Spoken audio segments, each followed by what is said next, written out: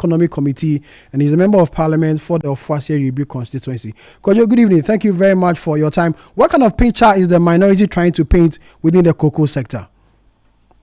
Well, we're only drawing government attention to a very harrowing situation across the cocoa growing communities in the country. The estimate is that between 800,000 and 1 million cocoa farmers exist in Ghana today. And the fact on the ground, particularly for those of us from the cocoa growing areas, is that from about November last year, cocoa that has been bought from these cocoa farmers is not being paid for by the LBCs. And when we check with the LBCs, they tell us that already about 10 billion cedis worth of cocoa, which they've bought and made available to Cocoa Board is not able to pay for it.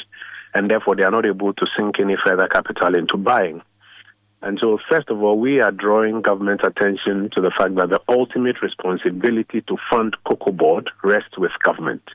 They are having this challenge because they have reset some of the major development in the cocoa sector, and it is this reset that is causing an upset in the cocoa market, leaving a lot of our cocoa farmers in dire straits. There are farmers who are now not able to buy medication, who are not able to pay for their kids' fees in tertiary institutions, who are now gradually going into squalor and poverty just because of poor decisions that have been made on the government side. And we are drawing the government's attention to, with immediate effect, find emergency liquidity assistance for Cocoa Board so that Cocoa Board can pay the LBCs and the LBCs can pay the cocoa farmers.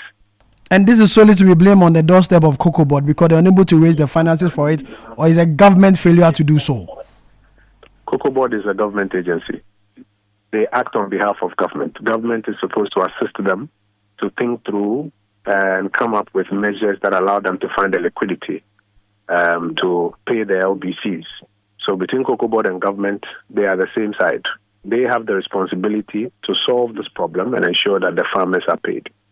The finance minister is your colleague in Ghana's parliament. Have you had the opportunity to engage him on why this amount of money is unable to be paid and the concerns you're raising? Well, we have filed questions. We are hoping that both himself and the Agric Minister will come to Parliament to respond to those questions. But today, what we have done is that we have also drawn their attention that even before they come and answer the questions, they must take steps to find the money to pay the cocoa farmers now. What would this mean to Ghana's cocoa production? Already the cocoa industry is being threatened because the effects of galamsey, etc., are making cocoa farming unattractive. Cocoa farming is being threatened because a lot of young people are not going into the industry, and as the aged farmers move on, it's becoming difficult to replace them in many of these cocoa areas.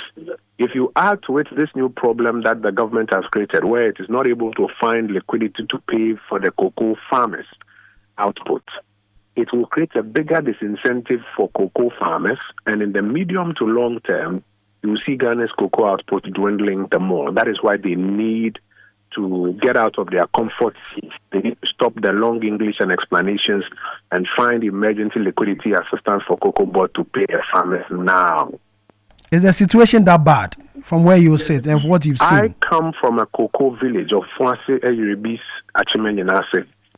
All around about 100 and something settlements in my constituency, we have cocoa farmers. Go to Kede, come to Achimoda, go to the villages in the western region and in the western north region.